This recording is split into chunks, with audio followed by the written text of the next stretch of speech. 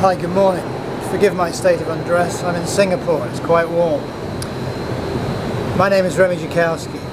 I graduated from Oxford University in 1984, and I'm here today because I'd like to offer you a few ideas about making a strong and correct application to the Cambridge or Oxford college of your choice.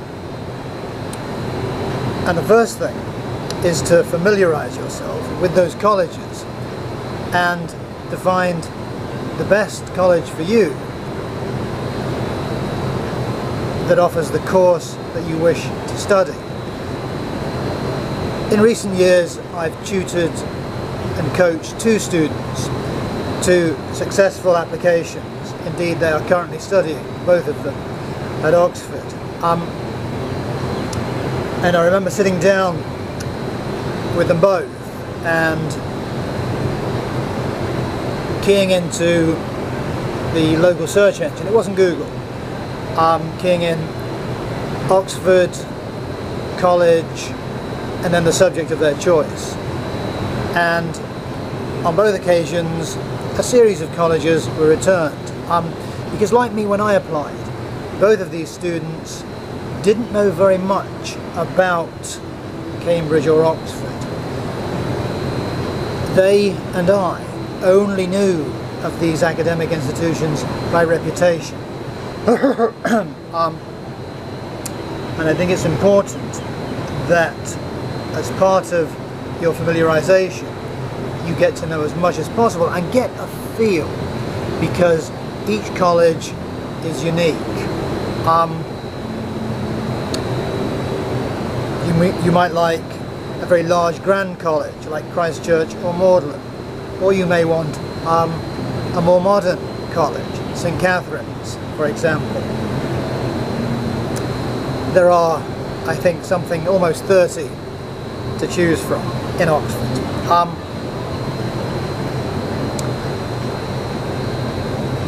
When you have familiarized yourself and got a sense of the several, I think it's 3 colleges that you need to apply to for your application, you then come to the second stage, which is preparation and presentation.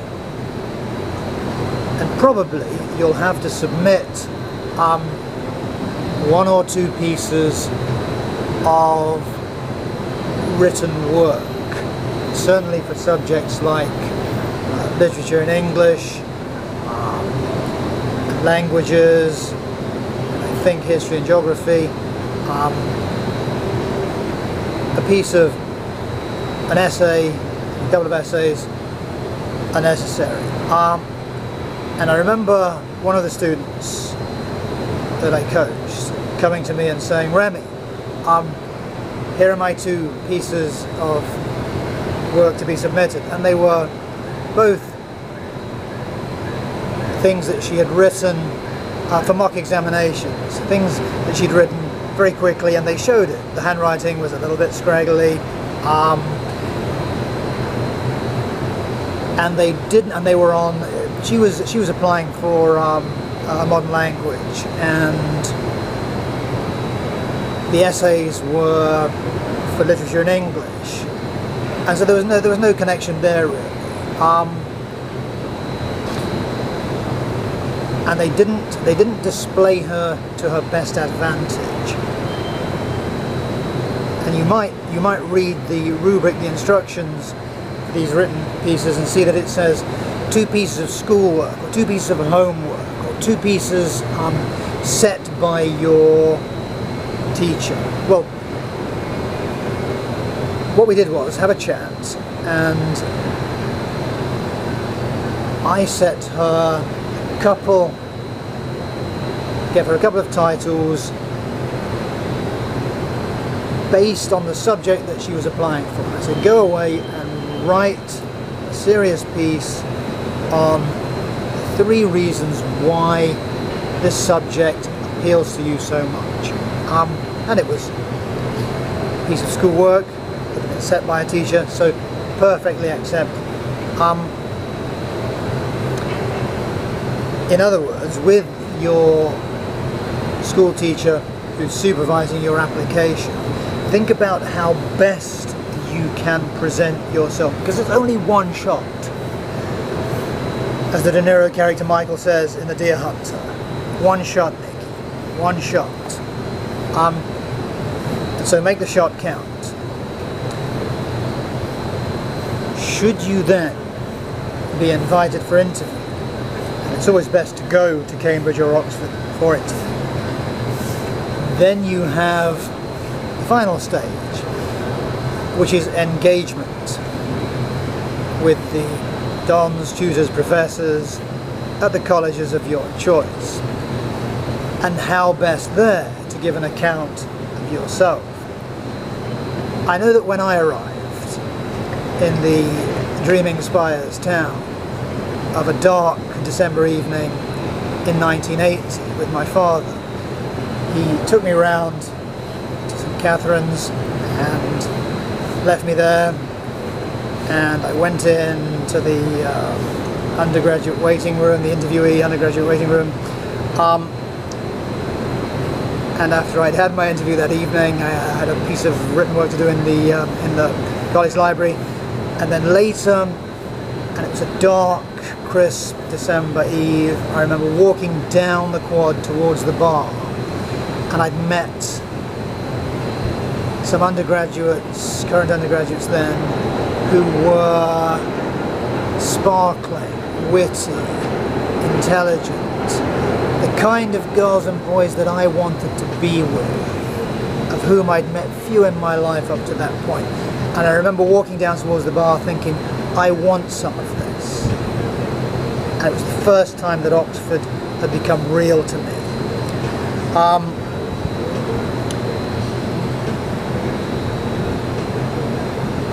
And I think, certainly for me, the fact that I did not know too much about Oxford's academic, I didn't know too much about that. I was very naive about it, very innocent, and that was an advantage for me because it meant that I was naturally natural in my engagement with the dons and tutors,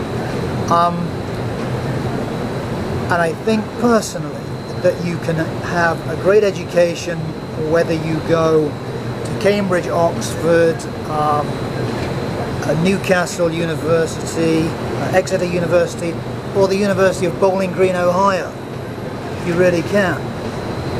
The difference is that at Cambridge or Oxford you will meet a greater percentage of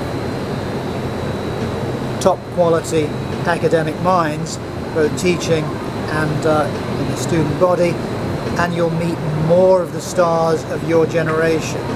Certainly in my college,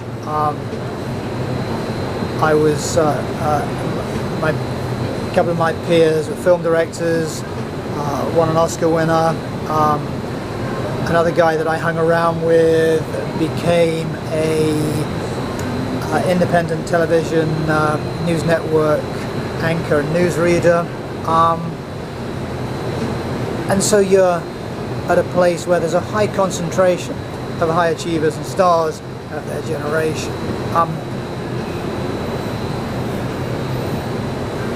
And always remember too that it is something of a lottery. You may be brilliant and have a bad day. You may be brilliant and have a good day and not get along with the tutor who has the say-so. So a few things to think about there. I hope I've given you some idea of how to make a correct and strong application. My name's Remy Jakowski in Singapore. I'm going to go and jump in the pool. Good morning.